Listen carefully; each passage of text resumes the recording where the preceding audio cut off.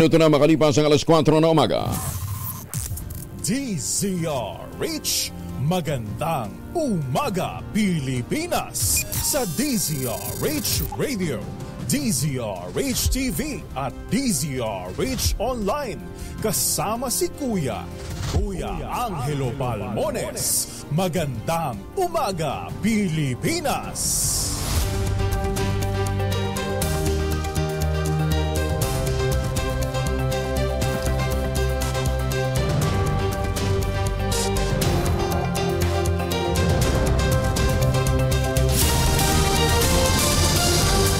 Huwebes na tayo ngayon, ikalabinisa ng Abril 2024.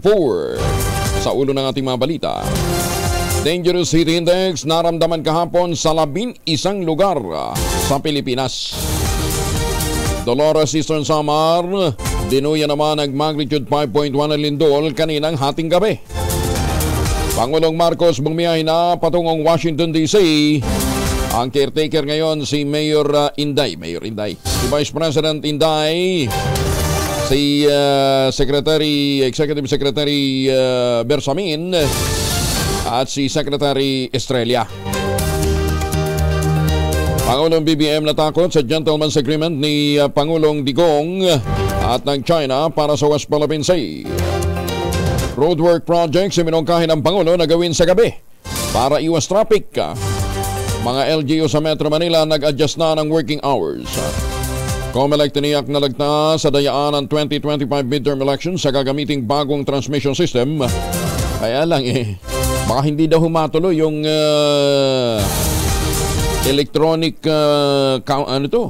voting kapag naglabas ng TRO ang korte laban sa Miro. Korea National patay nang mahulog sa isang hotel sa Maynila. Bagong balita, bagong impormasyon. Kasama si Kuya Angelo Palmones. Magandang umaga, Pilipinas! Kasama natin ang buong radyo natin FM nationwide, ang ating action radio station sa Luzon, Visayas at Mindanao. 91.7 BNFM Radio sa Cebu at 94.3 FM sa Jensen. Sa retali ng mga balita, 11 lugar ang nakapagtala ng mapanganib na level ng heat index kahapon ayon sa Pag-asa. Umabot ng 44 degrees Celsius ang naramdamang heat index sa Dagupan City, Pangasinan. Kasunod ang Bacnotan, La Union, Puerto Princesa City sa Palawan, gayon din ang Aborlan, Palawan. Ang heat index naman nito ay 43 degrees Celsius. Samantala, naranasan naman ang 42 degrees heat index sa Lawag City sa Ilocos Norte, Masbate City sa Masbate, Rojas City sa Capiz, Dumangas, Iloilo, Catarman, Northern Samar, Zamboanga City sa Zamboanga del Sur at Cotabato City sa Maguindanao.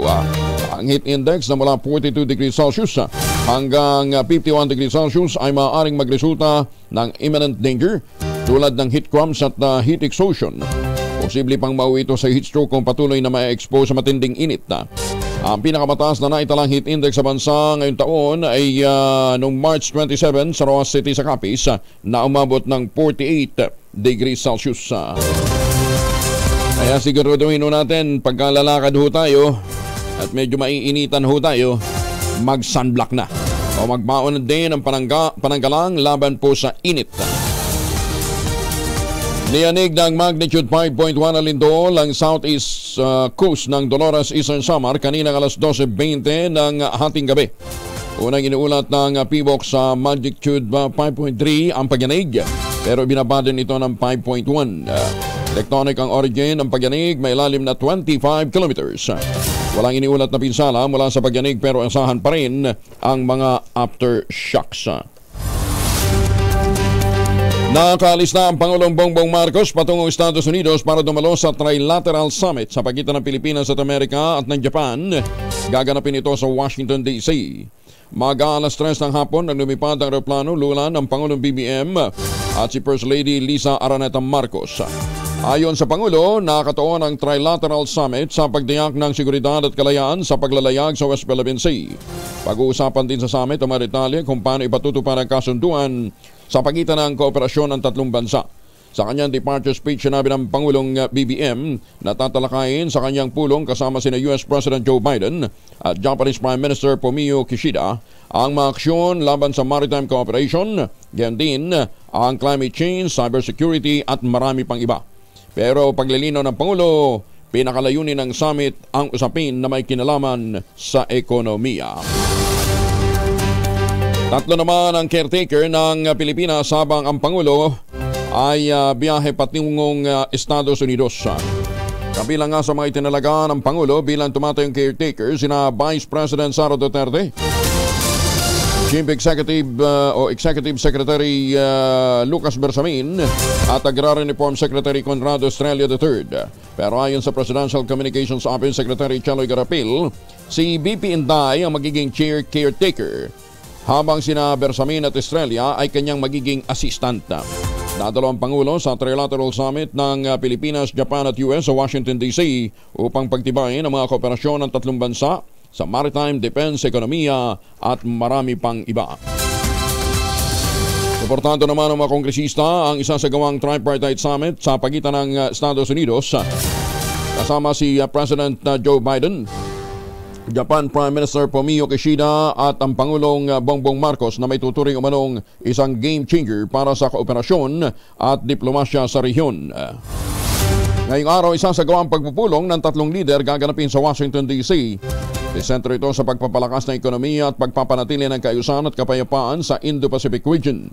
Kumpiyansa si Deputy Majority Leader at PBA Party List Representative Margarita Attorney Migs Nograles na ang trilateral meeting ay magsisilbing hudyat para mas maganda ang kooperasyon at gayon din ang pagpapaunlad na pakikinabangan ng mga residente ng mga kalahok na bansa. Binigyan din naman ni Assistant Majority Leader at Lanao del Sur 1st District Representative C. Alonto Jong ang kahalagahan ng kolaborasyon na nakatuon sa mga hamon ng rehiyon. Para naman kay Assistant Majority Leader at La Union 1st District Representative Francisco Paulo Ortega, malaki ang potensyal ng trilateral meeting sa pagpapalakas ng economic partnership ng mga kalahok na bansa at mapalakas din ang usapin sa seguridad. Pinag-i-explain naman ng Pangulong Bongbong Marcos si Chinese Ambassador to the Philippines Wang Xilian tungkol sa umano'y gentleman's agreement ng dating Pangulong Digong at ng China. Sa isang ambush interview, sinabi ng Pangulo na wala siyang kaalam-alam sa nangyari mula nang maupo siya sa Malacanang. Sinabi ng Presidente na natatakot siya sa posibleng pagkompromiso ng soberanya ng Pilipinas dahil sa naging sikreto ang kasunduan. Ayon pa sa Pangulong BBM, aantayin niyang makauwi si Huang sa Pilipinas para alamin kung ito may opisyal na usapan dahil walang record na nagpapatunay rito. I am horrified by the idea that we have compromised through a secret agreement the territory, the sovereignty, and the sovereign rights of the Philippines. That is something. We still have to clear it up. We are waiting for Ambassador Wang to come back from Beijing, Malaysia, and I asked to see him. Makakasakap siguro sa pagbalik na. Samantala, sa kaugnay na balita pa rin, suportado naman ni Albay Representative Ed Salagman ang naging pagtutol ng Pangulong BBM sa umano'y gentleman's agreement na pinasok ng dating Pangulong Digong gayon din ng China. Sa naturang kasunduan, sinasabing pumayag umano si Mayor Digong na limitahan ang ipinapadalang supply sa mga sundalo na nakadestino sa BRP Sierra Madre, ang barko na sinadyang isadsad sa Ayungin Shoal sa West Philippine Sea upang maging kampo ng Philippine Navy. Sinabi ng Pangulong Marcos na kung totoo nakakatakot ang naturang kasunduan. Hinihintay umano ng Pangulong Marcos ang pagbabalik ni Chinese Ambassador Wang Xilian sa bansa upang matanong kaugnay ng naturang kasunduan. Ayon naman kay Lagman, handa siya sa pahayag o pabor siya sa pahayag ng Pangulong BBM na malaking pagkakamali at nakompromiso ni Mayor Digong ang soberanya ng bansa sa pinasok nitong gentleman's agreement sa Beijing. Tiniyak naman ni Commission on Elections Chair George Garcia na walang magiging dayaan sa gaganaping 2025 midterm elections. Ito ay kasunod ng pag-aproba sa kontrata ng joint venture ng I1 Resources at Ardent Networks para sa kanilang bagong transmission system. Sa panayam ng DZRH at ng radyo natin, sinabi ni Garcia na wala nang magiging transparency server. Ibig sabihin, hindi na iisang entity ang may kontrol ng transparency. Madali na niyang maikukumpara ang mga resulta dahil sabay-sabay na makatatanggap ng kopya ng election returns ang COMELEC, NAMPREL, PPCRB, Majority at Minority Party at maging ang mga media server. Sa mismong presinto, meron pong initial na 8 election returns na ipiprint ang machine. At yung pong isa sa mga election returns ay ipapaskil sa labas ng presinto. Pagkatapos po, Sir Anthony, Sir Jerry, may yung pong resibo na piniprint ng makina may QR code. Yung pong NAMPREL at PPCRB ay magkakaroon ng paraan para po makuha nila yung QR code at initially na andun po sa QR code ang lahat ng results. At muli, tinatawagan ho natin ang lahat ng mga amateur at mga professional photographers. Ipadala ninyo ang inyong mga entries para sa PAGCOR Photo Contest 2024. Patuloy na ho ang pagtanggap ng PAGCOR ng inyong mga entries. Ang tema po ng taunang kompetisyon ay Harvest Time. Ayon kay PAGCOR Chair Altenco, ang temang ito ng PAGCOR Photo Contest 2024 ay naglalayong ipakita ang sipag, husay, pagsisikap ng mga magsasaka at mga mangingisda at iba pang mga sektor na nasa agrikultura para magkaroon ng masaganang ani, siyempre para sa food security ng bansa, gayon din sa pag-unlad ng kanilang pamilya. Nadagdagan po ang mga kategorya ng PAGCOR Photo Contest 2024 ayon kay Chairman Tenco. Meron na pong drone category. Ito po yung mga larawang kuha sa himpapawid gamit ang mga drone camera. Pero tuloy pa rin ho yung conventional category at saka yung mobile category. Itanaas ng 2.23 million pesos ang premyo mula sa dating 1.6 million pesos lamang. 8 mananalo ng conventional category ang makatatanggap ng tig 100,000 pisong premyo bawat isa. Samantala makatatanggap naman ng 50,000 pesos bawat isa ang 16 na mananalo sa mobile at drone categories. Ang mga pwedeng sumali 16 years old and above. Ang mga entries ay dapat kuha mula August 1, 2023 hanggang July 31, 2024. Dito ho ninyo ipadala ha sa www.pagcor.ph/photocon 2024. Isang Korea national lang nasawi matapos mahulog sa isang gusali sa kahabaan ng Mabini Strait sa Malate, Maynila. Ang biktima ay dead on the spot. Nakilalang si Wonbin Lee, 26 anyos lamang, pansamantalang nanunuluyan sa B Hotel. Ngunit bumagsak ito sa parking lot ng katabing Andrea Residences kahapon ng umaga. Inaalam pa kung nahulog talaga ang biktima mula sa 9th floor ng hotel o sa isang katabing low-rise commercial building.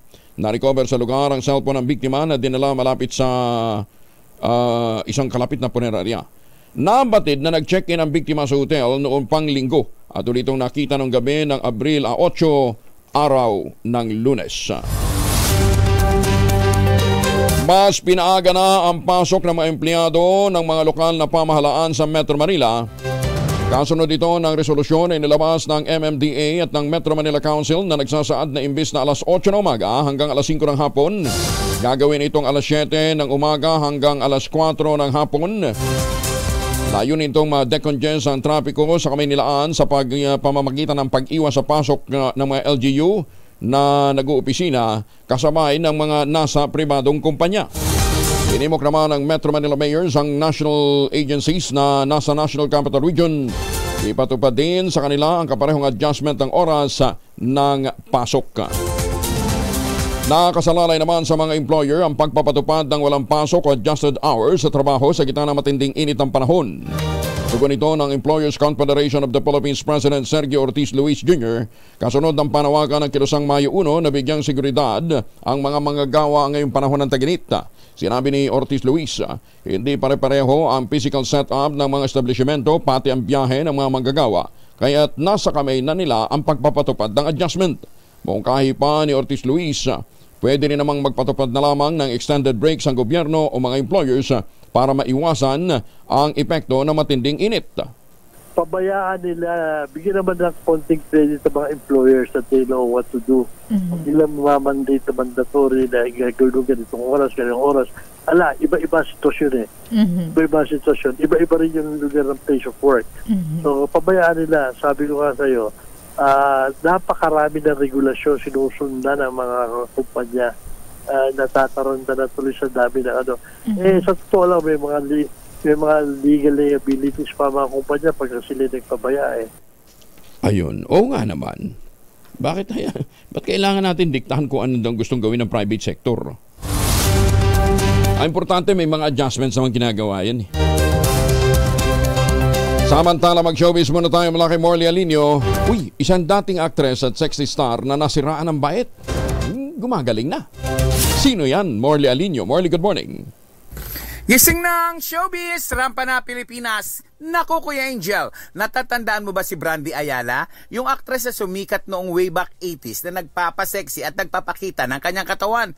Aba, nang dahil sa droga at pagpili ng isang lalaking mali na kung saan ay iniwanan lang siya, ay nasiraan ito ng bait at palakad-lakad ito sa Tondo, partikular na dyan sa Pretil.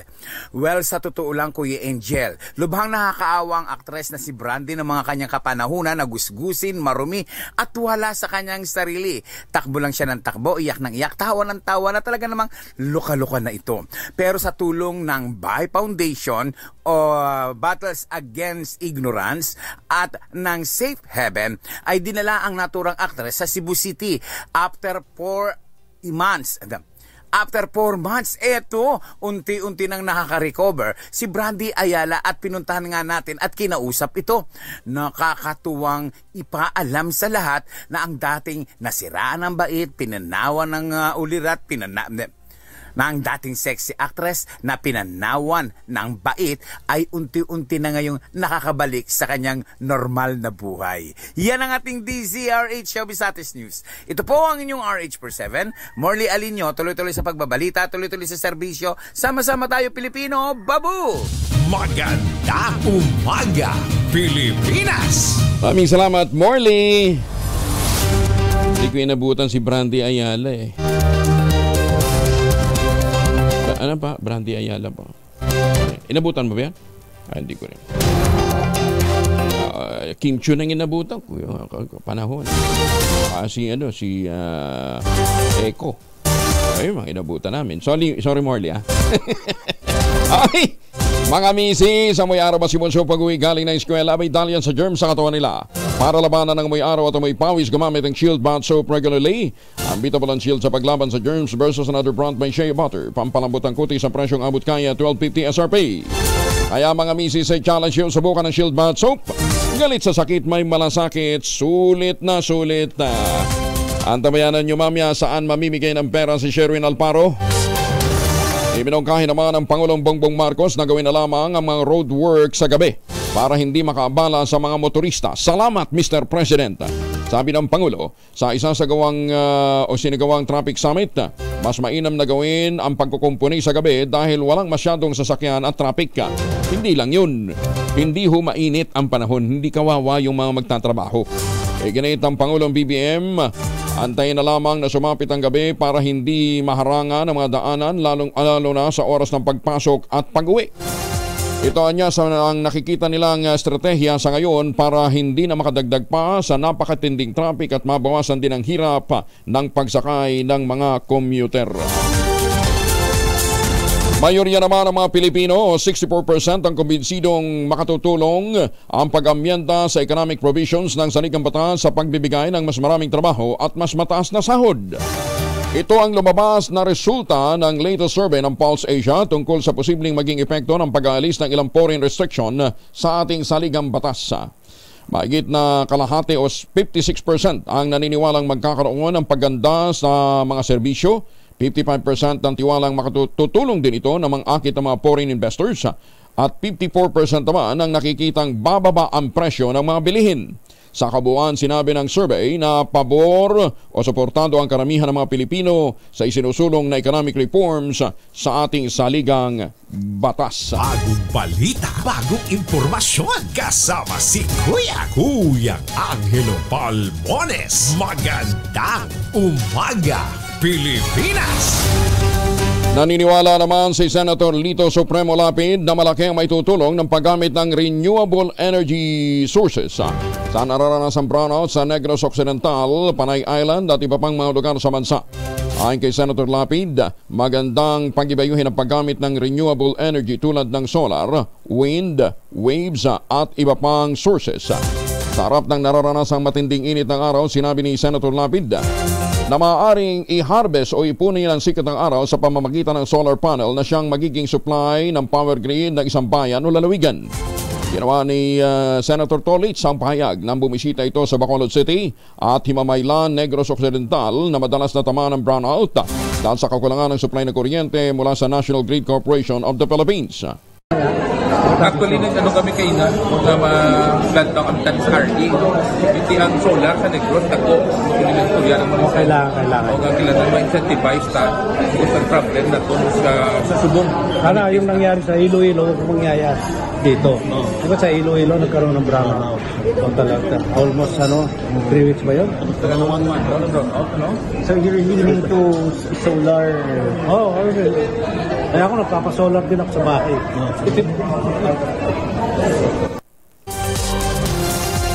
Binigyan din naman ng Pangulong Bongbong Marcos ang kahalagahan ng mass transit system upang maiwasan ang traffic congestion.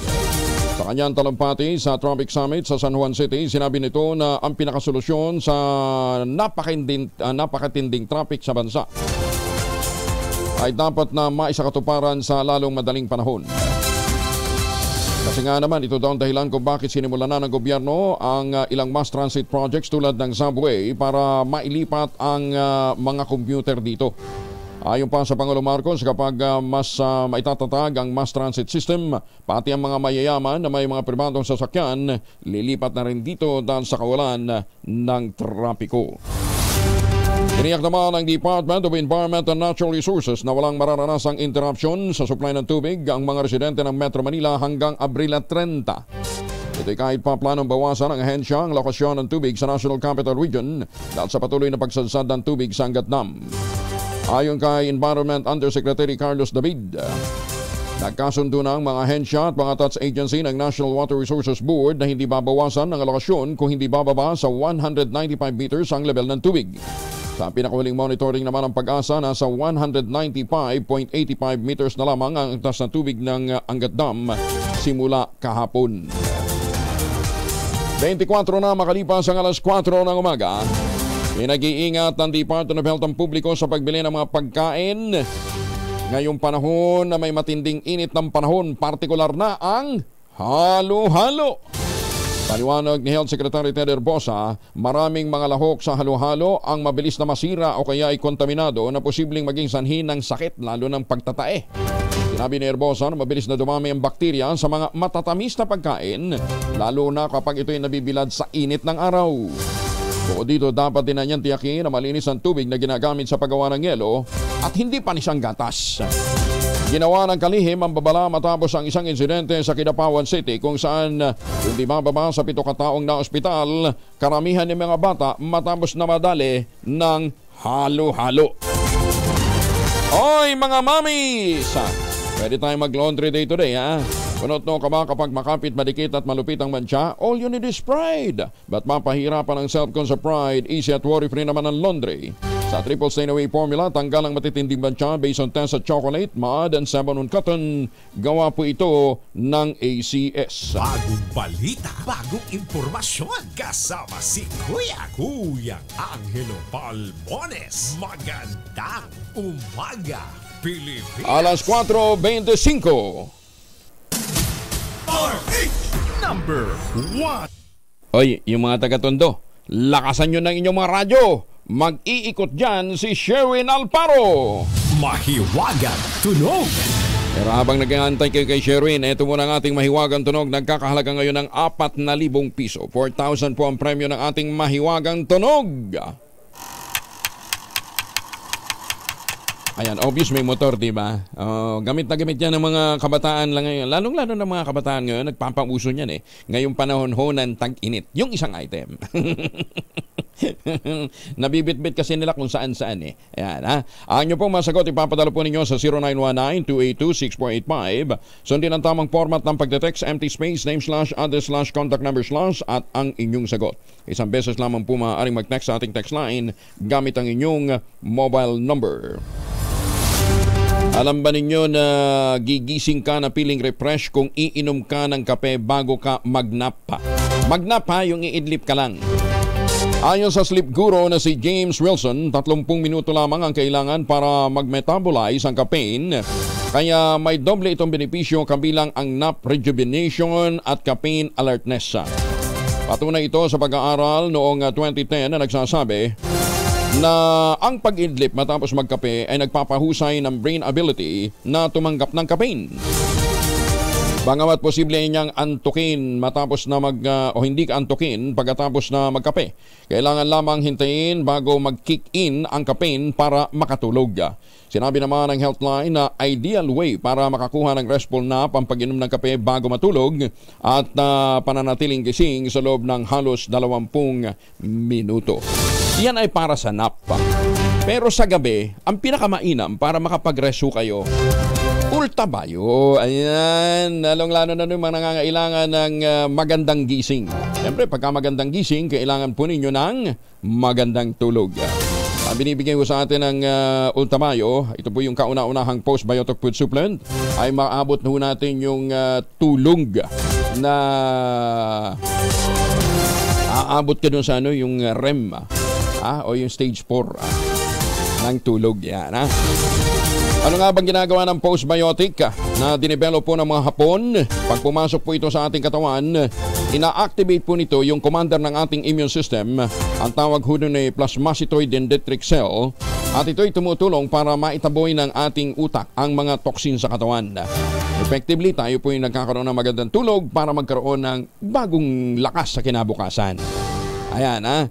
Kaya nga sabi ho sa inyo, subukan ho ninyong mag-ultabayo, ha? Para magkaroon tayo ng restful sleep at the same time ay marelax ang ating katawan.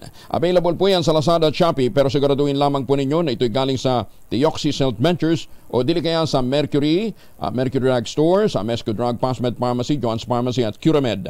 Pero pinakamaganda, tumawag ho muna kayo sa 0917 o mag-text sa 0917-110-6580. May nakastambay ho mga medical experts doon para masagot ang inyo pong mga health concerns. Sa panahon ho na matindi ang stress natin kinakaharap, matindi ang puyat at pagod araw-araw, aba, mag-ultabayo. Magandang umaga, Pilipinas! One-stop shop, servisyo karaban ng LTO sa Bayumbong, umabot sa mga malalayong barangay. Detalye na balita mula kay Grace Ansano, Aris 25. Grace. Angel, laking pasasalamat ng mga taong gustong kumuha at nahihirapan sa pagkuha nga ng driver's license at pagre-renew ng mga rehistro ng kanilang mga sasakyan. Dahil ang mga suliraning ito ay sinagot na ng LTO. Sinutungo ng LTO Bayumbong ang mga bulubunduking mga barangay, gayon din ang mga malalayong lugar para ialok ang kanilang mga serbisyo. Ayon kay Chief Marieta Flores, personal nilang tinutungo ang mga malalayong barangay na nasasakupan ng kanilang tanggapan upang makapag-renew nga ng kanilang mga sasakyan at kumuha na rin ng lisensya. Isa ito sa mga problemang nakikita kung saan kaliwat kanan ang matatagpuan din sa iba't ibang mga bahagi dito sa Nueva Vizcaya para manghuli nitong mga pasunang rehistro ng mga sasakyan at walang lisensya. Sa kanilang balik rehistro at balik lisensya program, kanilang inaalok na mabigyan ng diskwento. Sa ngayon, yung dating 2,500 pesos para sa pagkuha ng theoretical driving license certificate na isa sa mga requirements para nga makakuha ng lisensya. Ito ay 50% nilang ibinibigay at magiging libre rin ang kanilang medical. Sa ngayon, malaking tulong ang 650 pesos na lamang sa pagkuha ng lisensya. Dagdag pa ni Manager Marieta, Flores, magiging mabilis pa ang gawain nila dahil sa kumpleto na ang mga kasama ng mga tauhan ng LTO sa pagkuha nga ng rehistro at lisensya. Isa ito sa mga best practice ng LTO dito sa ating bansa. Para sa kauna-unahang himpilan sa Pilipinas, DZRH. Ito si RH25, Grace Vera Sansano. Tuloy-tuloy sa pagbabalita, tuloy-tuloy sa serbisyo, sama-sama tayo, Pilipino. Maganda umaga, Pilipinas. Maraming salamat, Grace. Pero kung saan man nalakad natin ngayong araw nito, siguraduhin din na may baong family alcohol ang ating mga mahal sa buhay. Dalawang formulation ng family alcohol na pwede nating ipabaon. Yung family 70% isopropyl alcohol, specially prepared for clinics, hospital, pharmacies, laboratories, pero okay na okay din po sa kanilang mga emergency kit. May maliliit na bote ito eh. Very effective yan sa disinfection at sterilization. Ganyan ang bagsik ng family 70% isopropyl alcohol. Maghapon man natin gamitin, no problem. Hindi po manunuyo ang ating mga kamay dahil meron po itong moisturizer. Yun ang mga mabagong family rubbing compound improvement cologne. Yun po yung mabagong isopropyl alcohol na gamit ng mga masahista, mga barbero, mga doktor, mga nurse, mga komadrona for sponge bathing and other cleansing purposes. Family rubbing alcohol parang DZRH book na sa mahabang panahon. Mabibili sa namang butik at convenience stores nationwide. Family rubbing alcohol, hindi lang pampamilya, pang sports pa. Kahapon po, nabanggit natin yung pong nawawalang mahigit 2 bilyong pisong koleksyon dapat ng gobyerno mula sa Cavitex. Mga toll piece na binabayaran natin sa Cavitex.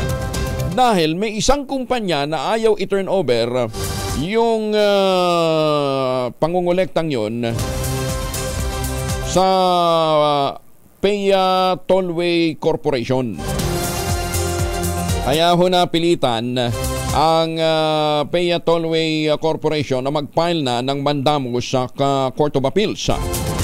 Ito ho naman pala dahil sa mismong ang Commission on Audit ang nagsasabi na dapat itong pangungulekta ng toll dyan sa Cavitex i-turn over na sa ahensya ng gobyerno. Kasama natin ngayon ang Special Assistant to the President at spokesperson ng PEA Tollway Corporation, si Attorney Ariel Inton. Attorney, maganda umaga po sa inyo. Ay, anyari. Ganda pa naman ang intro ko. Naputol. Anyway, andyan na, Attorney Inton. Magandang umaga po sa Ranger. Magandang umaga sa ating mga taga-subaybay. Anong status na ho nung ipinail ho ninyong mandamo sa Court of Appeal sa Attorney? Well, kapapile lang po namin sa Court of Appeals noong April 8. No? So, ay naasahan po namin na mararaffle yung kaso once magkaroon po ng raffle. Okay. Court of Appeal. Mukhang ngayong araw na ito baka may raffle ang kasi magbabalik ang mga maestrado natin. Anyway, tama yon, 2 bilyong piso mahigit ang nawawala sa gobyerno dahil dito sa pagmamatigas ng CIC o yung Cavitex, ano ang meaning ng CIC? Cavitex Infrastructure Corporation. Cavitex Infrastructure Corporation. 2 magkano nawawala? Well, yan po ay conservative estimate na more than 2 million. At 2 billion, hindi pala million, 2 billion, 2B. Okay. At ito nga pong nawawalan to, o masasabi natin hindi na ita-turn over sa PATC, no? Yun po ang ating pong hinahabol. No? Among other things. Okay. Siguro para sa ating mga tagapakinig, yung pong PATC, yan po yun, PEA Tollway Corporation, subsidiary po yan ng Philippine Reclamation Authority headed by the chairman, si Attorney Alex Lopez. Mm-hmm. Ang officer in charge naman ng PATC ay si Ginoong Dioscoro P. Esteban Jr. Okay. So, yan pong dalawa ang masasabi po natin na sa kanilang pag-upo tinutukan nila, no? Despite the fact na dapat many years back ginawa na po to. Gaano katagal? Pag sinabi mong many years back, kailan dapat yun? Simula pa po nun, nagkaroon po ng before the COA finding, noon pwede natin masabi, panahon pa po ng dating presidente Nonoy Aquino, dapat po na po to, natutukan po ng mabuti to dahil sa amin pong pag-aaral at pagsusuri na dapat na turn over na po kasi ganito po para simple sa joint venture agreement po ng Philippine Reclamation Authority, which was before yung PEA, Philippine Estate Authority, at ng isang Malaysian entity. Yung po kasi original parties nung nagsimula po yan toll operation dyan po sa Cavitex na tinatawag pong MCTEP, Manila Cavite Toll Expressway.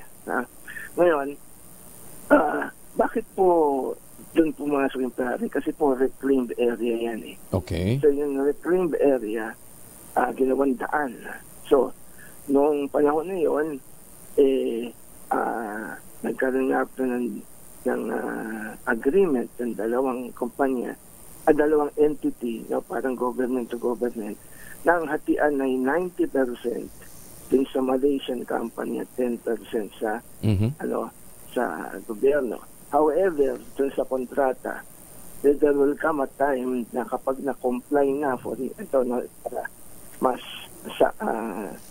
ma-summarize natin na that is the total return of investment, etc., ay mag-shift na po yung 90-10 sharing sa 60-40 in favor of the government. Ngayon, itong Malaysian company ay na-acquire ng ito nga po, ng Cavite Infrastructure Corporation, kaya sila na ngayon yung nag-ooperate. Opo. So, ibig sabihin 90-10 pa rin. Teka muna. Sa amin, hindi na sila naka-joint venture di ala na yung joint venture, nabili na kaya alam po, sila nga po nandun sa itong si Cavite Infrastructure Corporation, kaya ang kanilang posisyon 90-10 pa rin. Ngayon, ang sa amin naman, sa pagsusuri natin at even sa COA findings, na-comply na. No? Yung 90-10? Yung mga requirements para mag-shift na po ng 60-40 in favor of the government na kinakatawan ng PATC-PRA. Yun po ang issue na hindi pa nila ma-turn over yun. Yun operation and collection, yan. So, nawawalan po tayo ng ang pamahalaan ng conservatively estimated at 2 billion. A year. Since when? Kailan pa lumabas yung COA findings? Yung latest po, 2023. Siguro ang isang ano ba sinabi ng COA? Sabi ng COA na to clearly coordinate with PRA to facilitate the full transition, full transition of the operation and maintenance of the MCTEP to PATC. So, yun ang wordings. Full. Sinong inuutusan? Sinong inuutusan? Ang CIC? Opo, saka yun yung pong sa joint, based on the joint venture agreement. So, ngayon, bakit po natin ito tinututukan? Kasi I cannot go into details sa kaso because nasa Court of Appeals. Siguro yung rason, bakit po pinaglalaban to? Ngayon, ang deklarasyon po ng ating presidente, Bongbong Marcos, ay there should be no new taxes. Walang bagong buwis na ipapataw. But we have to raise revenues. Abay, ito po ay isang source of revenue. Correct, oo. Dahil 2 billion a year. Ito, entitled na po ang pamahalaan dito. Kasi pwede natin i-retroact Correct. Na noon pang dapat na yung share ng pamahalaan ay 60-40. Now, ano na po ang magiging impact nito? Ang impact nito is, imagine kapag 60-40 in favor of the government, yung pong mga dumadaan po dyan sa Cavitex at iba pong pigs dyan, no? Kawit, yan, yung mga expressway dyan na dapat ang nangangasiwa ay fully ang PATC, ay pwede pong mababaan. Yung toll? Ibinabayad mong toll. Okay. Kasi 60% na gobyerno eh. At the same time, kikita pa rin ang gobyerno. Kahit may bahay na yung toll. Tama po. Sa ngayon nga na 90-10, no, magkano ba binabayaran ng bawat dumadaan dyan na 90-10 sharing? Pagka ginawa mo ng 60-40, ngayon pagsasabi, lugi, paano yung private contractor, malulugi ba? Hindi po. Matagal na silang kumita eh. Tapos na yun. At kapag tingnan niyo po kung paano nila na-acquire, baka magulat po kayo na wala pong puhunan na... Bakit walang puhunan?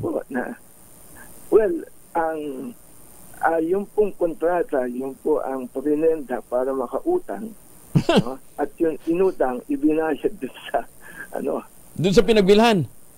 Doon sa Malaysian? Aba! So, ngayon, ayaw na ibalik ng 2 billion ba naman ang mawawala sa kanila taon-taon? Sino bang may-ari ng CIC?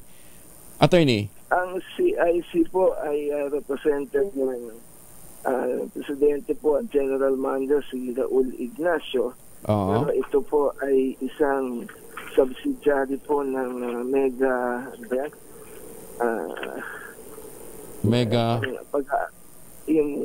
Sardines? Ito, si Manny Pangilinan, Mega Pacific. So Pangilinan company ito. Pangilinan Group of... Laki-laki ng kinikita ni Manny Pangilinan sa mga kumpanya niya. Ito ba namang para sa taong bayan, sa mga dumadaan sa Cavitex at saka dapat na ma-turn over sa gobyerno patuloy pa nilang iipitin? Ay sus, 2 billion dapat na napupunta na sa gobyerno.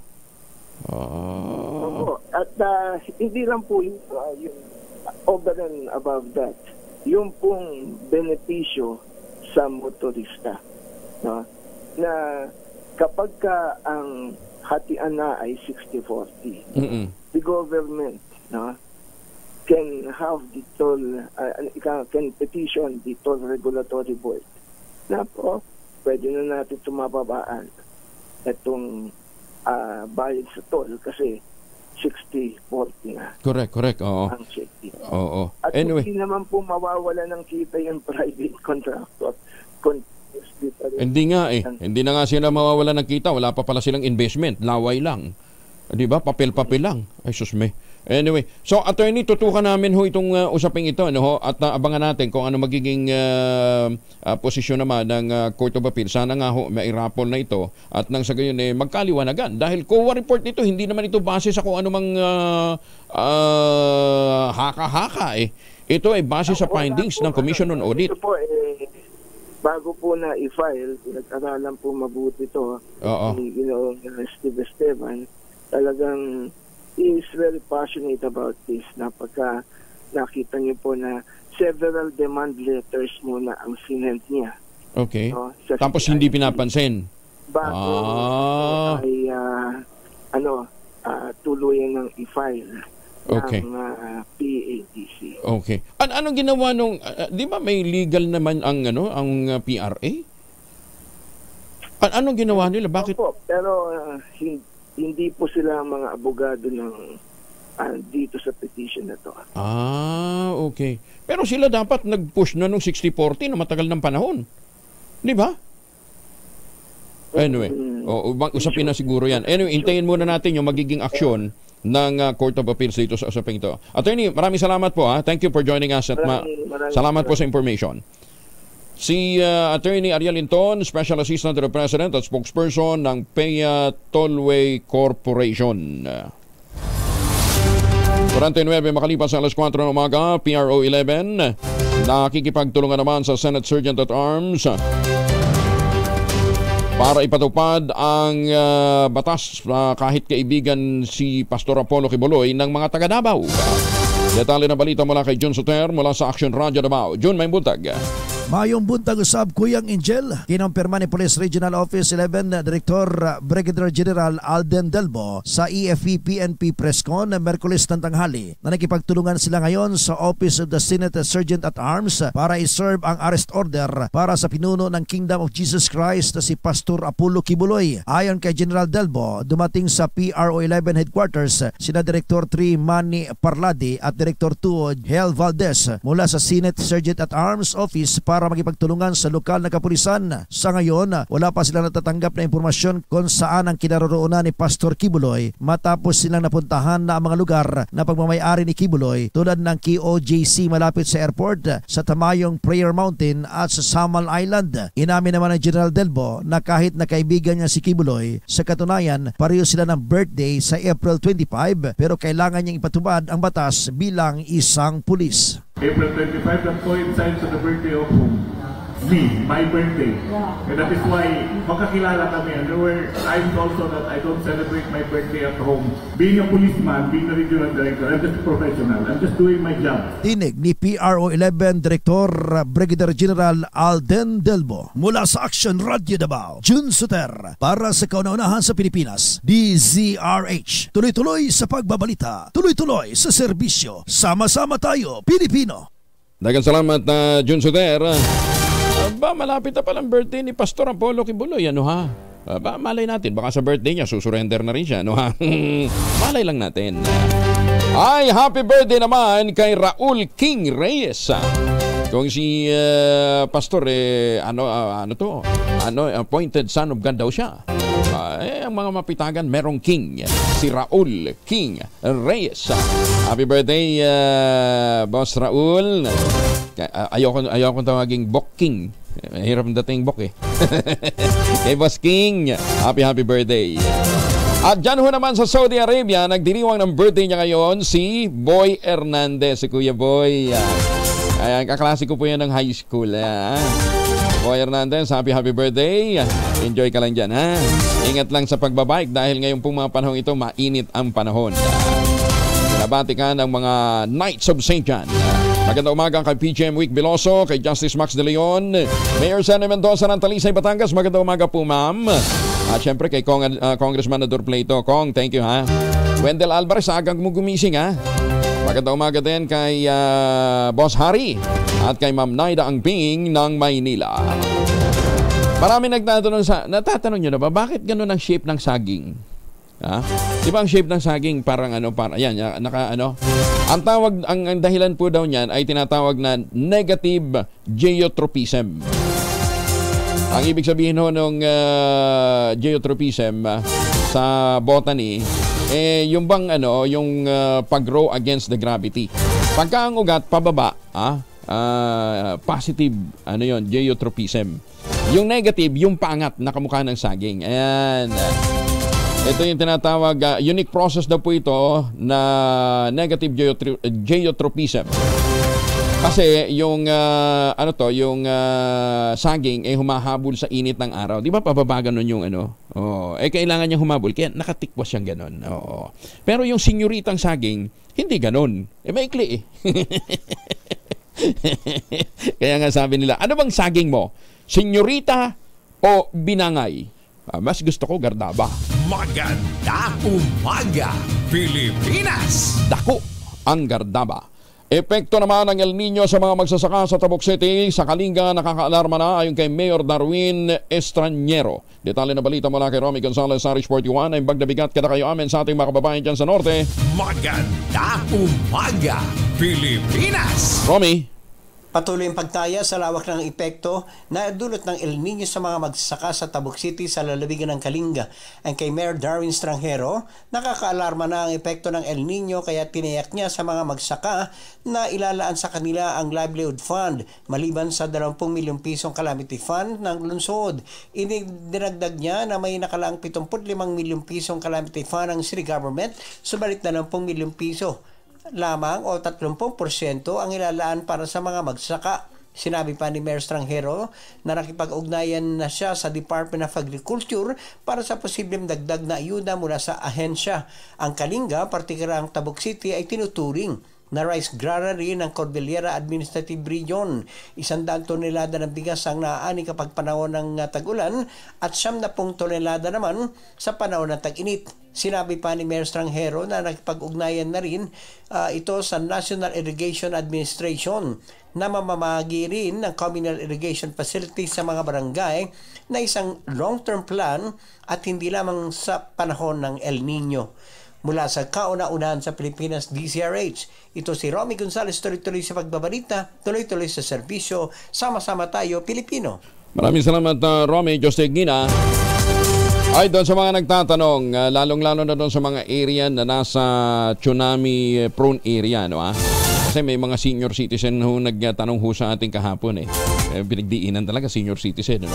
Nakatira daw sila sa mga tsunami-prone area. Ano na bang dapat nilang gawin kung wala naman silang matatakbuhan? Yan ang pag-uusapan natin mamaya kasama si Dr. Teresito Baculcol, ang direktor ng PBOX. 4 na minuto na lamang bago po mag-alas 5 na umaga. Agad dyan po sa Hong Kong, sa mga OFW natin na nandyan sa Hong Kong at sa Taipei, Thailand. Taipei, Taiwan. Iba ho naman yung Thailand. Ayan, ha? Pero kung uuwi ho kayo ng Pilipinas, wag na ho kayo magbitbit ho ng tsokolate na imported. Mas masarap ho yung tangerine chocolate na gawang local pero taste global. At ang dating ho ng packaging nito, dahil suportado po ng DTI at ng Department of Science and Technology, talagang world class. Ang tangerine chocolate po ay produkto ng mga magnaniyog dyan po sa lalawigan ng Quezon. Sa tulong po ni Dr. Helen Tan, yung mga magnaniyog na dating umaasa sa Kopra, mga MSMEs na ho ngayon. Ang ginawa po ni Dr. Helen Tan, yung pong mga planting material ng kakao galing Davao, hinakot papunta ho dito sa Quezon, itinanim sa ilalim po ng mga nyugan. Kaya ngayon, meron ho silang sariling brand ng tsokolate, Tangerine Chocolate. Available sa 0919-095-5935 o online sa tangerinechocolate.ph. Yung pong mga variants po ng Tangerine Chocolate na mahigit 10, ang ginamit na raw material yan, galing din po sa ani ng mga magsasaka. Kaya ang sabi nga po ni Dr. Helen Tan, tangkilikin natin ang gawang atin. Sino nga daw bang magmamalasakit sa Pilipino kundi ang kapwa Pilipino? Kaya ulitin ho natin, ang Tangerine Chocolate ay available sa 0919-095-5935 o dili kaya sa tangerinechocolate.ph. Tangkilikin natin ang gawang atin. Maganda umaga, Pilipinas! Ano naman ang pwedeng gawin ng mga nasa tsunami-prone area? Yan pong itatanong natin kay Dr. Toto Baculcol ng PBOX. Doc, magandang umaga po sa inyo. Yes, magandang umaga din po sa inyo, sir. Opo, nakikinig ho yung mga kababayan natin, lalong-lalo na yung mga nagwo-worry na mga senior citizen natin na nakatira sa mga tsunami-prone area. Kasi nga may nakita ho silang parang mapa na sinasabing tsunami-prone. Pero coastal, ang lawak ho ng coastline natin. Kaya marami talagang atris. So, what should be done? Again, kapag Fairfield tsunami, ang maganda dito Fairfield tsunami kasi we still have time to issue a warning katulad ng nangyari sa Taiwan. Nag-issue tayo ng warning and kapag katulad ng 2014 nagkaroon ng tsunami sa Chile, it will take 24 hours bago dumating sa eastern coastline ng Pilipinas. Okay. Pero kapag ang maging problema lang natin dito kapag locally generated tsunami, marami tayong may 6 tayo na mga trenches na pwede mag-generate ng tsunami. Hindi pa kasama dyan yung mga offshore aquifers natin na pwede rin mag-generate ng tsunami. Okay. And we only have 5 minutes bago 5 minutes? Yung tsunami wave. Yes. That's katulad ng nangyari noong August 17, 1976 tsunami sa Morogol, sa Cotabato. Sa Cotabato. After the major. Yung Ruby Tower. No, iba yun. Kasiguran yun. Kasiguran. Ano nga yung yung hotel na tinamaan din nun? Sa Cotabato yung 8,000 people died. Okay. Dahil coastal area ho ang Cotabato City. So, ang dami ho nating mga di ba, mga high-rise condominium na nasa tabing dagat, lalong-lalo na dito sa Metro Manila. So, anong gagawin daw nila? Tatakbo pataas o tatakbo palabas? Kapag wala silang time na tumakbo or walang matataas na lugar, mga elevated na areas, kasi ang ano natin is tumakbo sila towards a higher ground. Pero kapag wala, pwede naman yung vertical evacuation sa mga buildings. Katulad ng ginawa nila sa Sumatra, after the Sumatra earthquake, wala, very plain kasi yun, siguro mga 2 kilometers na patag. So, kapag walang tatakbuhan. Wala ka na talagang matatakbuhan noon.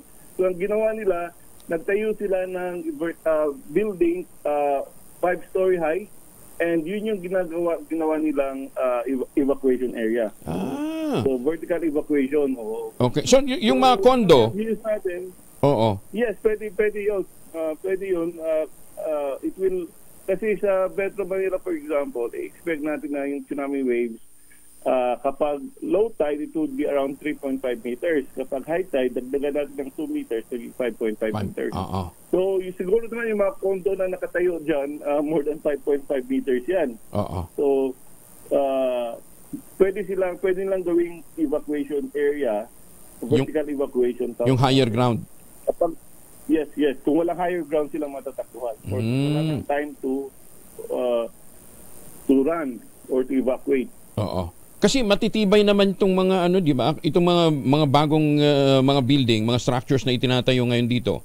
Yan, di ba? Nakatayo yan sa isang matibay, sa tawag dito? Yung bed na tinutungtungan nila parang malabato. Bedrock. Yan, nakatayo sa bedrock. So, matitibay yan. Siswing lang siya, sasayaw lang.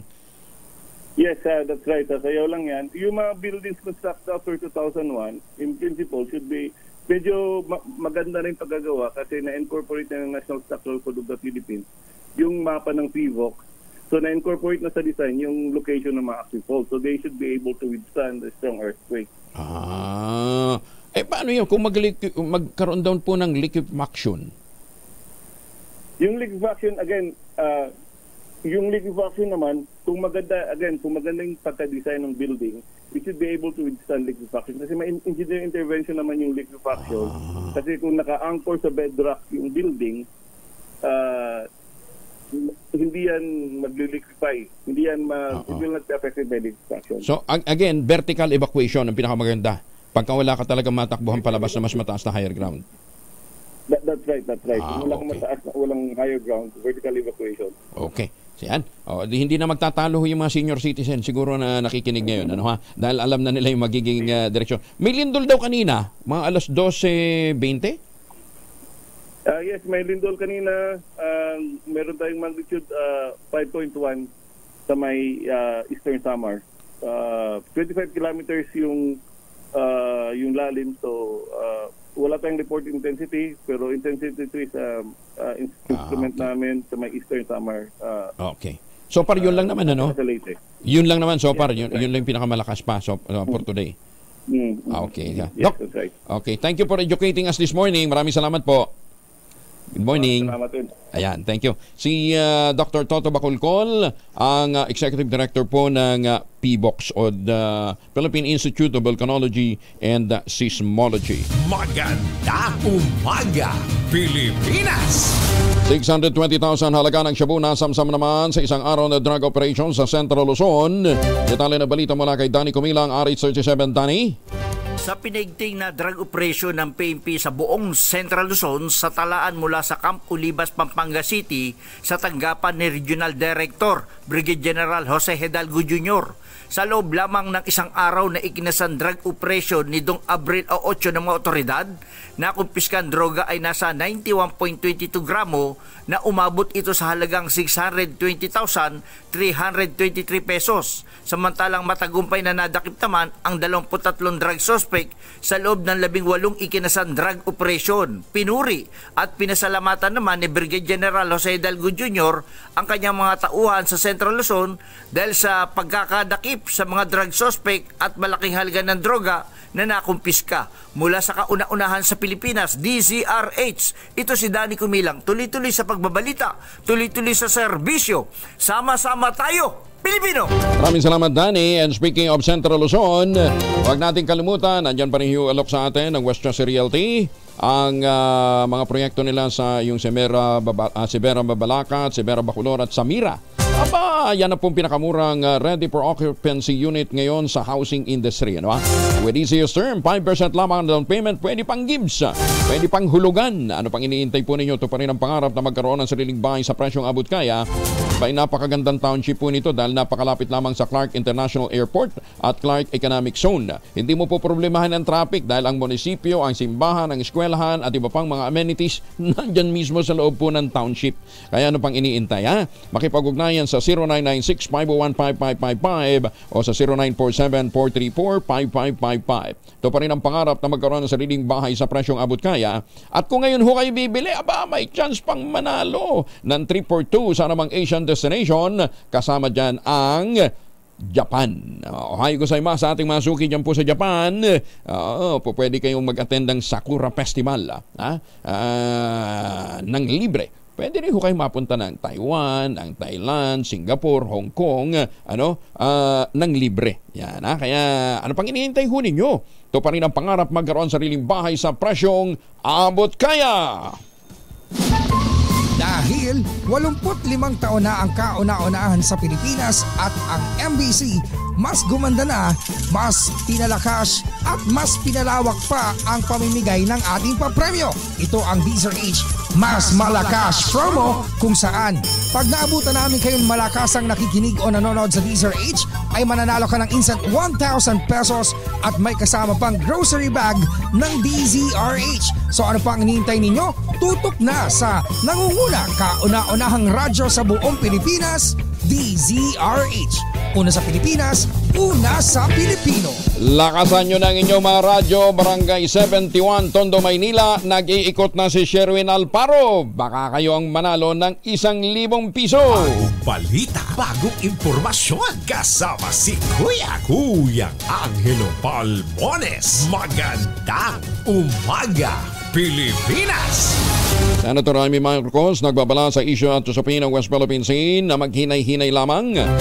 Yan po ang balita ni Adelius Cesar Seba mula sa radyo natin Nueva Vizcaya. Adelius, good morning! Magandang umaga Pilipinas. Nagbabala ngayon si Senator Amy Marcos na kinakailangan maghinay-hinay lamang ang gobyerno ng Pilipinas pagdating sa usapin ng issue sa West Philippine Sea, partikular na sa kalapit na bansang China. Ito naman ang naging sagot ng Senador sa isang katanungan kung ano ba ang reaksyon nito sa patuloy na komunikasyon ni Pangulong Bongbong Marcos sa iba pang kaalyado, partners at kaibigan sa international community na nag-aalok na rin ng tulong sa Pilipinas para protektahan at itaguyod ang soberenya ng bansa. Ayon sa Senador, kailangan lamang maghinay-hinay ang Pilipinas dahil hindi nito kaya makipagsabayan sa China sa oras na magkaroon ng bakbakan dito. Ipinunto pa ng Senador na ang Pilipinas ay walang sapat na kakayahan pagdating sa mga armas, mga bala, mga tangke at mga high-tech na drones at mga gamit pandigma sa himpapawid at iba pang panlaban sa gyera kontra sa China kung nagkataon. Sapat lamang anya na idaan lang sa masinsinang pakikipag-usap sa nabanggit na issue. Higit sa lahat, huwag tayo masyadong nagtatapang-tapangan kasi hindi naman natin kaya ang gyera. Ang gusto natin ay talagang tahimik at makipag-usap. Kahit nakakapikon na yung mga inchik at nakakainis na yung ginagawa sa mga mangingisda, kailangan tiisin natin at kausapin. Ganyan naman, miski sa pamilya, kahit nagkakagalitan kayo, kahit pa paano mag-uusap kayo kailangan mag-uusap Kapit-bahay natin yan, wala tayong magagawa dyan. Magpilisan tayo, hindi naman natin kaya. Matapang tayo, tama. Pero kung wala naman tayong dala sa gyerang nangangamba, abay madadali tayo dyan. Miski yung ating national arsenal, binigyan na nga ng budget, pero sa luma ng kagamitan, talagang hindi pa makumpleto ang bala. Ang bala na kinakailangan ng PNP, ng AFP. Bala pa lang yan, paano pa yung mga drone? Wala naman tayong drone. Hypersonic missile, wala naman tayong ganon. Mga frigate, mga fighter jet, saan tayo hahanap ng ganyan? Baka maubos tayo nito. Kaya ang akin, una, kausapin muna natin, our interest is peace. Dapat huwag natin ilagay sa panganib ang kahit isang buhay ng Pilipino. Responsibilidad natin yan, ipagtanggol ang bawat Pilipino. Yan po naman ang tinig ni Senador Amy Marcos sa isang panayam ng radyo natin Bayongbong News Team sa naganap na press con sa pagdiriwang ng ika-33 taong Annual General Assembly ng Tam-An Multipurpose Cooperative kung saan pangunahing panauhin o guest speaker ang Senadora Amy Marcos. Mula sa 104.5 radyo natin Bayongbong, lalawigan ng Nueva Vizcaya, ako si Adelio Cesar Seba, kasama nyo sa pagbabalita at serbisyo. Sama-sama tayo, Pilipino. Maraming salamat, Adelio. Samantala, lalaki kritikal matapos pagsasaksakin ang kanyang kamangkin sa Maasin City. Yan po ay sa Southern Leyte. Magandang umaga muna sa mga kababayan natin dyan sa Nebraska, USA. Maupay nga agad, Jimmy. Detalye mo na kay Jimmy Angay-Angay, RH32. Jimmy. Lalaki pinagsasaksak ng kanyang pamangkin kritikal sa Maasin City, Southern Leyte. Kinilala ng PNP ang biktima si Anton, 46 anyos, residente ng Sitio Basak, Barangay Rizal. Ang suspect na kilala na si Dizon, 36 anyos, pamangkin ng biktima, residente ng Sitio GK, Barangay Combado, Maasin City. Nangyaring insidente sa Barangay Combado sa naturang syudad. Sa investigasyon ng PNP, inanyayahan ng biktimang suspect para kumain sa kanilang bahay na inimbita ito ng kaniyang tatay. Nagkataon na nag-aaway ang suspect at ang kaniyang asawa na nabunto na ng galit ang biktima kaya pinagsasaksak ito. Tinamaan sa iba't ibang bahagi ng katawan. Dahil dito itinakbang biktima sa ospital para malapatan ng kakulang lunas. Samantala, agad na-aresto naman ang suspect ng kapulisan. Nakumpiska ang kitchen knife na ginamit sa krimen na may haba na 9 at kalahating pulgada. Lahat sa Action Radio Tacloban, ito si R32 Jimmy Angay-Angay. Tuloy-tuloy sa balita, tuloy-tuloy sa serbisyo, sama-sama tayo Pilipino. Bagong impormasyon kasama si Kuyang Angelo Palmones. Magandang umaga, Pilipinas! Disturbing na video ng tarsier na pinaglalaroan ng isang vlogger iniimbestigahan na ng DNR. Detalye ng balita mula kay Val Gonzalez sa RH5. Val, good morning. Ipinag-utos na ng Department of Environment and Natural Resources Central Office sa kanilang regional office sa South Cotabato ang investigasyon sa maling pagtrato ng isang vlogger sa 2 Philippine tarsier. Ito'y matapos na matanggap ng DNR Regional Office sa Soxargen ang tinawag nilang disturbing video. Batay sa post sa social media ng vlogger na may account name na Farmboy, makikitang hinablot sa isang sangang tarsier, hinawakan ng pasakal at pilit itong pinangingiti ng vlogger habang kinukuhanan ng video. Sabi ng DENR na i-release o pinakawalan na rin ng 2 tarsier. Nag-viral sa social media ang post na ikinagalit ng maraming netizens. Sa ngayon ay pinag-aaralan na ng ahensya ang gagawing aksyon sa nabanggit na insidente. Ang Philippine tarsier ay isang uri ng mga hayop na endemic o matatagpuan lamang sa Pilipinas, partikular na sa southeastern part ng ating bansa. Para sa kauna-unahan sa Pilipinas, DZRH, ako naman Val Gonzalez, tuloy-tuloy sa pagbabalita, tuloy-tuloy sa serbisyo. Sama-sama tayo, Pilipino. Maraming salamat, Val. Nangangaubos na rin daw yung mga tarsier dyan sa, sa Bohol. Dahil nga dun sa mga development doon, pagkatapos sisirain pa natin pati yung Chocolate Hills. Kung si Senator Amy Marcos ang tatanungin, dapat ding litisin sa korte ang mga nasa likod ng pagpapatayo ng resort sa gitna ng Chocolate Hills. Ayon kay Senator Amy, itinayo upang mailatag ito'y upang mailatag ng bawat partido ang kanilang mga katuwiran at malaman kung bakit naitayo ang Captain's Peak Resort nang walang klarong permiso. Pinatututukan din ni Senator Amy ang investigasyon sa kanyang mga kasamahan sa Senado, yung pong Protected Area Management Board o PAMBI, na nagbigay naman ng go signal sa naturang resort na dapat anyang talupan kung sino-sino ang nasa likod ng konstruksyon ng kontrobersyal resort at kung sino ang mga may pagkukulang. Hinimok din ni Senator Amy ang resort na ilabas ang lahat ng hawak nilang mga legal na dokumento. Idiniin pa ni Senator Marcos na walang masamang kumita basta titiyakin lamang na walang naidudulot na pinsala o masama sa kalikasan, gayon din sa tao at maging sa hayop. Una nang iginiit ng Presidential Sister na kailangan balansehin ang environmental protection at ang karapatan ng landowner sa mga protected area. And speaking of chocolate, ito, mas magandang chocolate. Tangerine chocolate. Ito ho nakakatulong, Senator Amy. Sa tulong naman ni Dr. Helen Tan, ito pong mga magniniyog na dating umasa sa Copra, ngayon po ay mga MSMEs na. Sila po ay nagpo-produce ng chocolate. Yan, tangerine chocolate.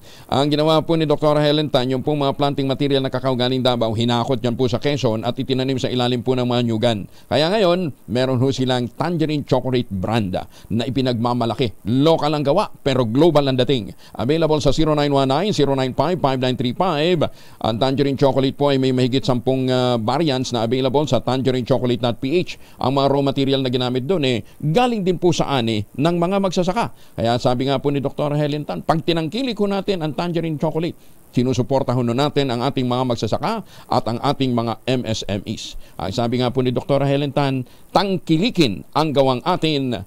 Ito po ay pride ng mga Pilipino. Magandang umaga, Pilipinas! 18 minuto na makalipas ang alas 5 na po na umaga. Ready na ba si Sherwin? Standby na Sherwin ha. Supplier ng Shabu, inuso naman ang 4 na customer matapos silang maaresto sa Valenzuela. Ayan, laglaga na. Detalye na balita mula kay Edwin Duque, RH23. Edwin. Pagpundag Kuya Angel, mahilit na ngayon ang DSOU, ang Northern Police District sa umano'y nasa likod ng pagpapakalat ng Shabu sa Barangay Barola sa Valenzuela. Makarang inuso ng 4 na aresto sa ikinasang bypass operation ng Northern Police District kung saan ay nasamsaban lang 4 ng 30 gramo ng Shabu na nagkakalaga ng 204,000 pesos. Ang mga naaresto ay sina alias Milan, tricycle driver, isang alias GR, isang alias Red at Kongkong na umano'y binabagsakan ng Shabu ng nasa likod nito. Ikinasang bypass operation, makarang nakatanggap ng impormasyon ng ahensya kaugnay sa illegal aktibidad ng 4 at na ito'y maaresto ay lihim na ikinanta ang nasa likod nito at sa ngayong ino-operate ng Northern Police District. Mula pa rin sa kaunahan sa Pilipinas, DSRH ako sa RH23. Edwin Duque, tuloy-tuloy sa pagbabalita, tuloy-tuloy sa serbisyo. Sama-sama tayo, Pilipino. Dagang salamat Edwin. Samantala, eto na si Sherwin Alparo, mamimigay ho ng pera. May nahuli na si Sherwin ha. Sherwin, ito pala. Sandali. Dahil 85 taon na ang kauna-unahan sa Pilipinas at ang MBC mas gumanda na, mas pinalakas at mas pinalawak pa ang pamimigay ng ating papremyo. Ito ang DZRH Mas Malakas Promo kung saan pag naabutan namin kayong malakasang nakikinig o nanonood sa DZRH ay mananalo ka ng instant 1,000 pesos at may kasama pang grocery bag ng DZRH. So ano pang hinihintay ninyo? Tutok na sa nangunguna kauna-unahang radyo sa buong Pilipinas, DZRH. Una sa Pilipinas, una sa Pilipino. Kung ang MMDA nung manghuli dyan sa busway, nabigyan ho ng 100,000. Ayan, si Sherwin, diba?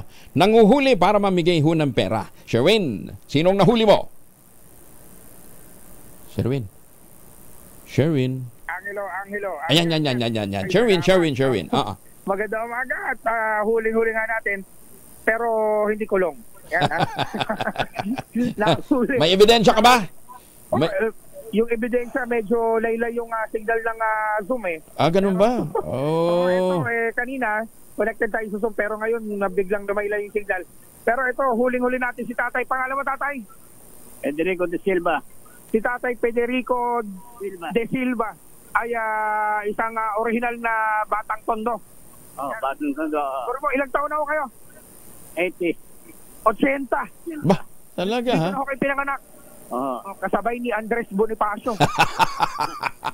Grabe ka naman. Si Mabini naman siguro ka batch niya. Hindi. Pero mo, dito na pala ipinanganak si Tatay sa Nolasco. Mga anak ko lahat dito. Tay, anong ginawa nyo nung panahon ng hapon? Yung panahon daw ng hapon, asa kayo dito? Sa Bataan. Sa Bataan. Kita mo. Tira ako ng Baguera. Doon ako kayo natira. Sa Bataan. Kita mo, kala mo nagbibiro lang siya ha. Nagulat na ako, nakarating ng Bataan. Pero galing ng tondo. Sige. Pero anong hanap mo? Anong kinabuhan? Sastre lang. Sastre? Habang nagsasastre kayo, nakikinig kayo Nakikinig ako sa DCRH. DCRH? At sino paborito yung announcer pag umaga? Angelo Palmores. Mones, at ano paborito yung programa? DCRH. Magandang umaga. Pilipinas. Di ba, magandang umaga, Tondo. Pero dahil paborito mo si Angelo Palmones at gusto mo yung magandang umaga Pilipinas sa programa tuwing umaga sa DZRH, meron kang 1,000 pesos! Ano?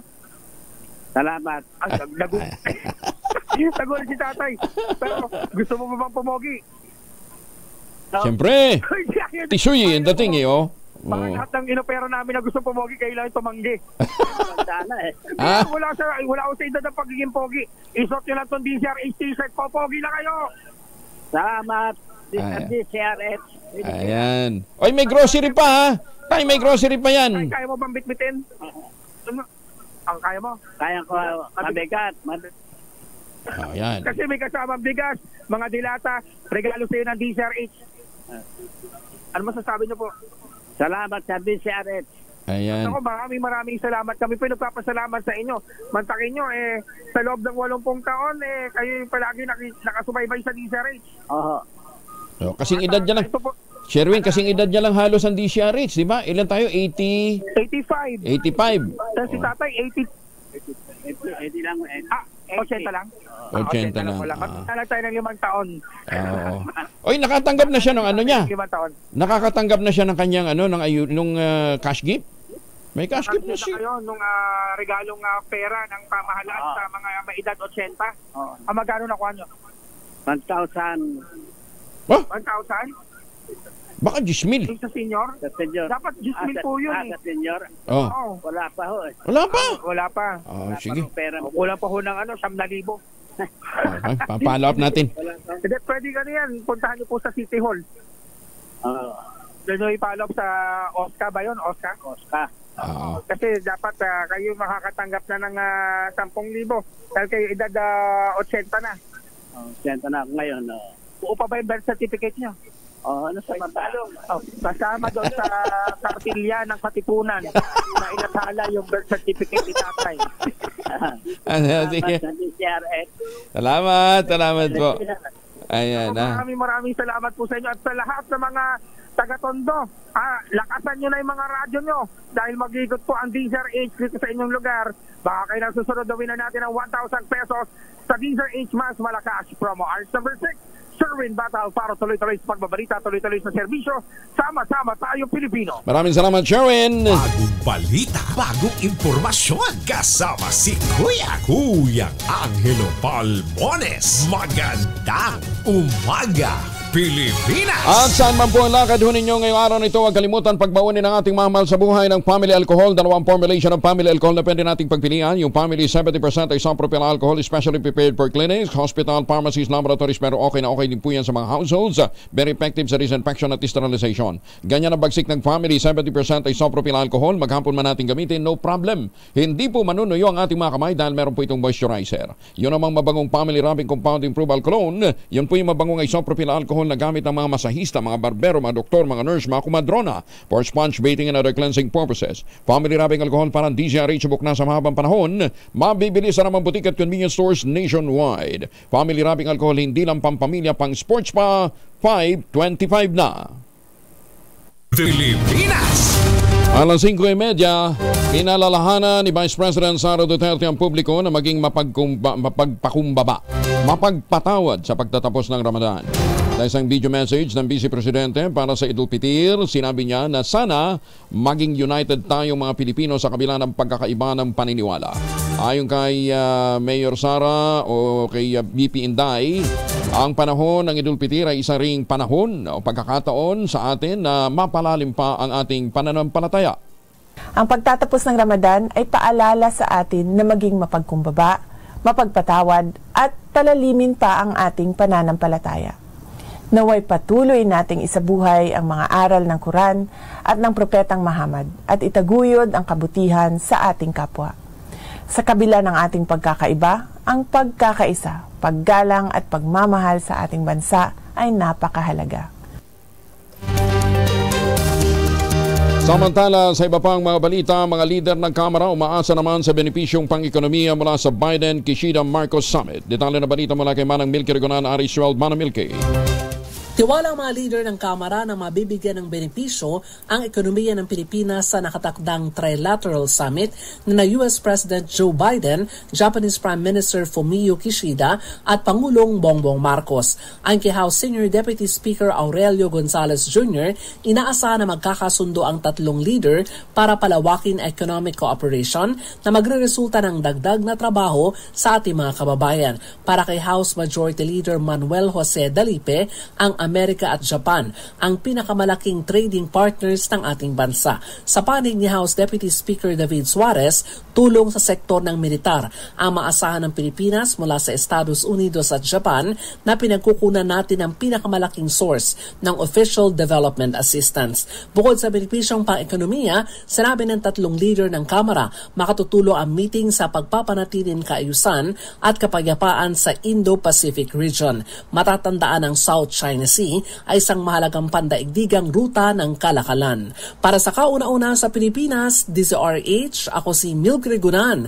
Tuloy-tuloy sa pagbabalita, tuloy-tuloy sa serbisyo, sama-sama tayo, Pilipinas.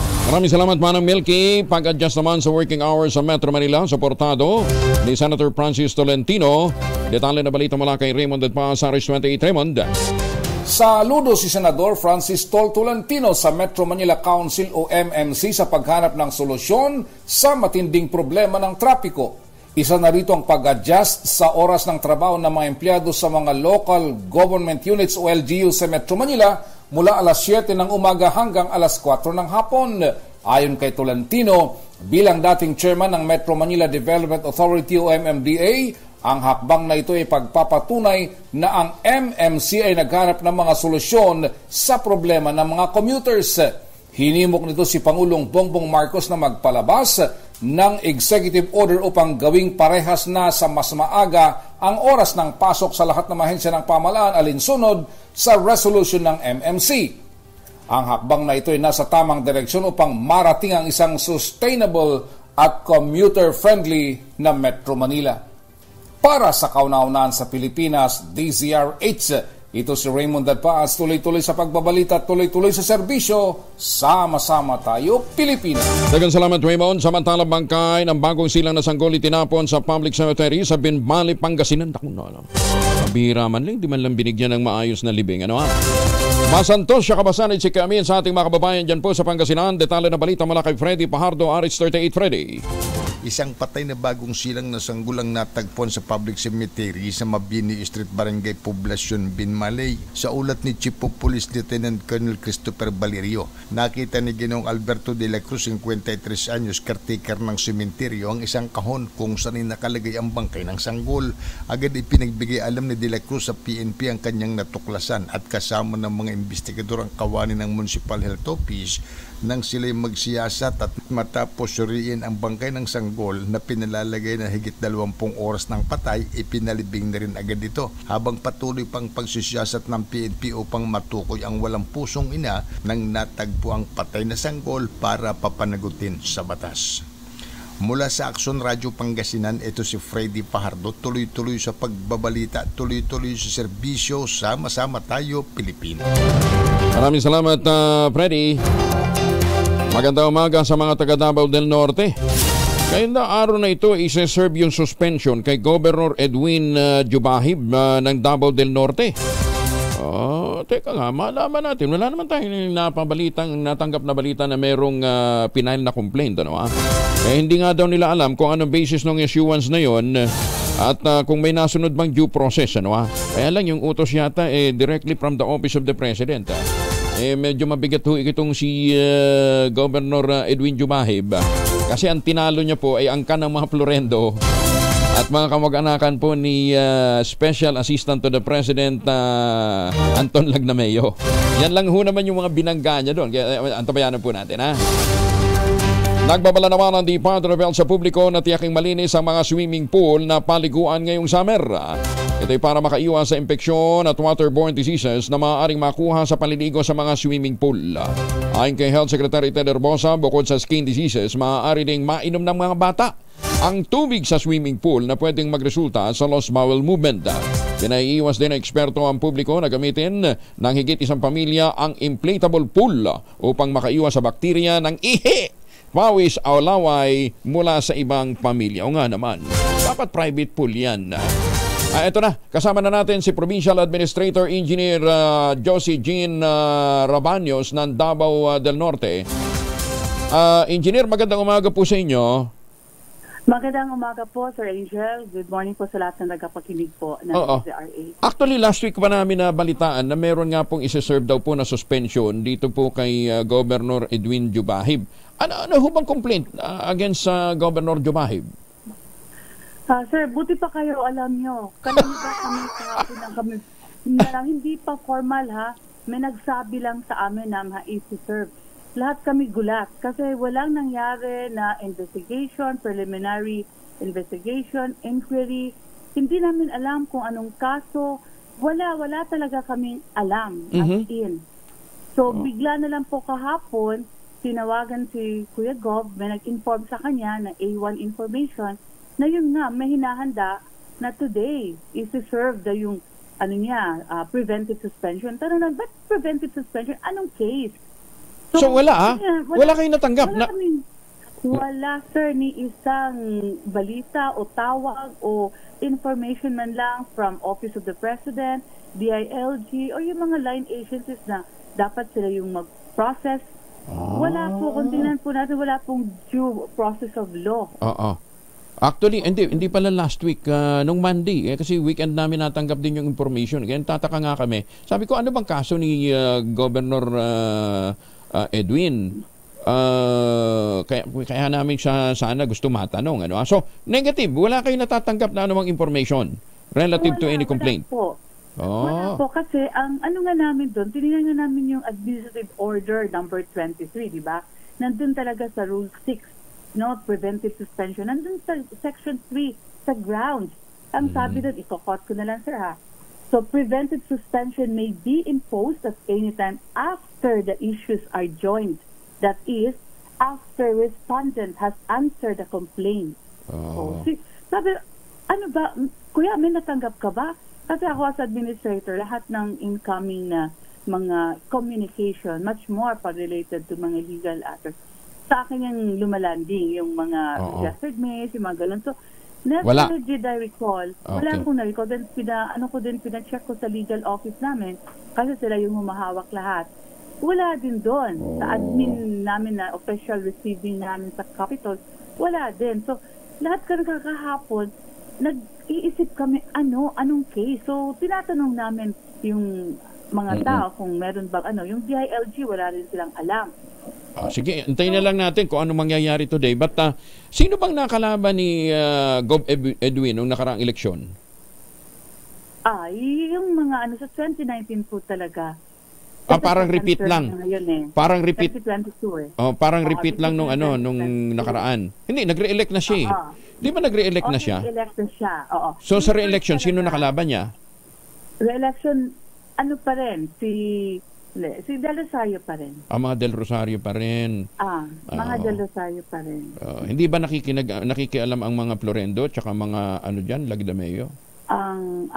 Sir, hindi naman sa per info kasi, may malakas po kasi talaga sa tabi ni Presidente, di ba? So, siya yung ngayon na daw noon, hindi namin confirm. Pero walang ibang sinasabi yung mga tao, yung mga nandun sa loob, na walang ibang kumikilos kundi yung nasa tabi. Nakamag-anak ng mga Florendo at saka ng mga Del Rosario. Anyway, sige, hintayin na lang natin engineer balitaan nyo rin kami kaagad. Thank you. Opo, sige po, sir. Salamat Thank you po, sir. Salamat. May buntag. Si Provincial Administrator Josie Jean Rabaños ng Davao del Norte. Magandang umaga, Pilipinas! Para maganda ang gising ho ninyo, kinakailangan dapat maganda ho ang tulog. Kaya kay Governor Jubahib, huwag kang magpuyat at mag-take ka ng Ultabayo. Ang Ultabayo po ay kauna-unahang postbiotic food supplement na nire-recommenda ho ng mga doktor at rehistrado sa Food and Drug Administration. Ayan, Food and Drug Administration. Yun. FDA. Okay. Ang ginawa ho ng mga Hapon, inaral nila ang benepisyo po ng postbiotic para po sa katawan at para sa magkakaroon ng magandang tulog. Ang ginagawa ho kasi ng postbiotic at saka ng Ultabio, pagpasok sa katawan, ina-activate po yung commander ng ating immune system, yung tinatawag na plasmacytoid dendritic cell. Ano? At ang ginagawa ho niyan, pinatutulog tayo na mahimbing. Para habang natutulog ho tayo na mahimbing, ang utak ho naman, inaatasan ho yung commander ng ating immune system. Palakasin mo itong immune system na ito, ha? Nang sa gayon ay malabanan ng mga sakit. Kaya inilalabas po yung mga toxin sa ating katawan. Ayan. Kaya pagkagising mo kinabukasan, ang ganda ng gising mo dahil magkaroon ka ng magandang tulog. Siyempre, pagharap mo ng salamin, uy, ang pogi ko ngayon. Sabi ng salamin, dati na. Kaya gagawin ho ninyo para ho sa iba pang mga benepisyo ng Ultabio. Mag-text ho kayo sa 0917-110-6580. Ano-ano nga ba yung naitutulong ho nito para ho sa mga karamdaman ho natin. Available po yan sa Lazada at Shopee, pero siguraduhin natin na galing ito sa Theoxis Health Ventures. At pwede rin sa Mercury Drug Store, sa Mesco Drug, Pasmed Pharmacy, John's Pharmacy at Curamed. Sa panahon ho na kinakaharap natin mga puyat, pagod at stress, tandaan ang ating kasangga, Ultabio, ang kauna-unahang postbiotic food supplement na rekomendado ng mga doktor, rehistrado sa Food and Drug Administration. Maganda umaga, Pilipinas! 43 na makalipas ang alas 5 ng umaga. Ang balitang ito ay Tunog Master Mabel Aribe. Alapang winner! Mahiwagang tunog! Ayan obvious motor, may motor. Gamit ho yan ng maraming mga kabataan ngayon. Usong-uso yan ngayon dahil nga po sa summer season. Ayan Magkano ngayon? 4,000. 4,000 na po ang naghihintay na premyo sa ating mahiwagang tunog. 4,000, 16 na lang, 20,000 na yan. Pagka 20,000 ho, pwede ng down payment yan. Sa mga bahay na available po sa mga proyekto po ng West Coast Realty. Yung sa Mira Mabalacat, Severa Bacolor at saka sa Mira. Yan na po ang pinakamurang ready for occupancy unit ngayon sa buong housing industry with easiest term, 5% down payment lamang. Pwede pang gives. Bantakin ho ninyo. Pag tapos ho ng 7 days after ng take-out ng Pag-ibig Housing Loan, pwede ka na maglipat bahay agad. Kaya ano pang iniintay po ninyo? Ito pa rin ang pangarap na magkaroon sariling bahay sa presyong abot kaya. Ang mga proyekto po ito ay napakalapit lamang po sa Clark International Airport at Clark Economic Zone. Ay nasa loob mismo ng township. Ang munisipyo, ang simbahan, ang eskwelahan, ang palengke, ang mga grocery. Hindi nyo na kinakailangan bumayahe ho ng malayo. Kaya ito pa rin ang pangarap na magkaroon ng sariling bahay sa presyong abot kaya. Tawag na sa 0996-501-5555 at sa 0947-434-5555. At kung ngayon nga po kayo magpapareserve, may chance pa po kayong manalo ng trip for two sa anumang Asian destination. Pwede kayong magpunta ng Sakura Festival sa Japan. For two, libre. Taiwan, Singapore, Hong Kong at Thailand. Pero kinakailangan magaling kayong magpukol ng dart para matumbok yung gusto nyong mapuntahan. Maganda umaga, Pilipinas! Mas marami daw pong Navy-to-Navy engagement dapat asahan matapos ang Quad MCA sa West Philippine Sea ayon sa Philippine Navy. Detalye ng balita mula kay Edniel Parosa. Edniel. Kuya Angel, asahan ang karagdagang Navy-to-Navy na ugnayan sa pagitan ng Pilipinas at iba pang mga bansa, partikular na ang Estados Unidos. Yan ang sinabi ng Philippine Navy matapos i-anunsyo ng United States National Security Advisor na dadami pa nga ang multilateral patrol sa West Philippine Sea. Ayon kay Philippine Navy spokesperson for the West Philippine Sea Commodore Roy Vincent Trinidad, pasok ang pinaraming naval cooperation sa ambag ng hukbong dagat sa Comprehensive Archipelagic Defense Concept ng Department of National Defense sa ilalim ni Pangulong Bongbong Marcos. Matatandaan katatapos lamang ng unang quadrilateral naval at air force drills sa South China Sea na nilahukan ng Pilipinas, US, Japan at Australia. Welcome naman ng Armed Forces of the Philippines ang posibilidad ng pagkakaroon ng mga karagdagan pang MCA sa loob ng teritoryo ng Pilipinas. Sabi ni AFP spokesperson Colonel Francel Padilla, visible ang ipinamalitang ito ni US NCO National Security Advisor Jake Sullivan, lalo't kung mapag-uusapan ito sa ministerial level. Para sa kauna-unahan sa Pilipinas, DZRH, ito si Edniel Parosa. Tuloy-tuloy sa pagbabalita, tuloy-tuloy sa serbisyo. Sama-sama tayo, Pilipino. Maraming salamat, Edniel. Nanganganib na hindi matuloy ang automated election sa 2025 oras na mapigilan ng Korte Suprema o ng anumang korte ang poll body sa paggamit at pagrenta ng vote counting machine mula sa Miro System Incorporated mula Korea. Ayon kay COMELEC Chair George Garcia, bukas siya sa anumang court petition nakumikisyon sa legalidad ng full automation system with transparency audit at na count project. Pero walaan niyang magagawa ang COMELEC sakaling mag-issue ang korte ng restraining order sa paggamit ng naturang sistema. Giniti Garcia, kung mangyayari ito, maantala ang preparasyon sa May 2025 elections. Lalo't kritikal na niya ang paghahanda at kailangan ng 6 na buwan para sa manufacturing ng vote counting machine. Ginawa ni Garcia ang pahayag sa harap ng planong paghahain ng petisyon ni Caloocan Congressman Egay Erice upang harangin ang manufacturing ng BGM ng Miro system. Ito pong Miro system ang nag-iisa na nag-qualify na kumpanya, katuwang po ang isang local construction company para po sa pagsuporta sa gaganawing automated election sa susunod na taon. Ayan. Ang problema ho kasi ang dami, habang tumatagal, mas maraming nagiging natutuklasang mga milagro dito po sa grupong Miro. Maganda umaga, Pilipinas! Kaso naman ng Pertasi sa QC nadagdagan pa. Naku, 6 na daw po ang namamatay. Detalye mula kay Bal Gonzales sa RH5 Bal. Kuya Angel, mula sa bilang na 33 ay umabot na sa 41 ang kaso ng Pertasi sa Quezon City. Sa record ng Quezon City Epidemiology and Disease Surveillance Unit o CESU, may mas mataas na ito sa bilang ng mga kaso sa buong taon ng 2023 na mayroon lamang 27. Noong nakalipas na linggo ay una na rin dumating ang mahigit 13 milyong pisong halaga ng mga gamot. Kabilang ang mga antibiotics at mga 6-in-1 vaccines na binili ng Quezon City Government para labanan ng nabanggit na sakit ng tinatamaan ay mula edad 22 araw hanggang 13 anyos. As of April 5, ay 6 na ang namamatay dahil sa nabanggit na sakit. Dahil dito ay patuloy na pinalalahanan ng Quezon City LGU mga residente na sundin ang minimum health standard upang maprotektahan ang sarili at mga kasama sa bahay laban sa pertasis.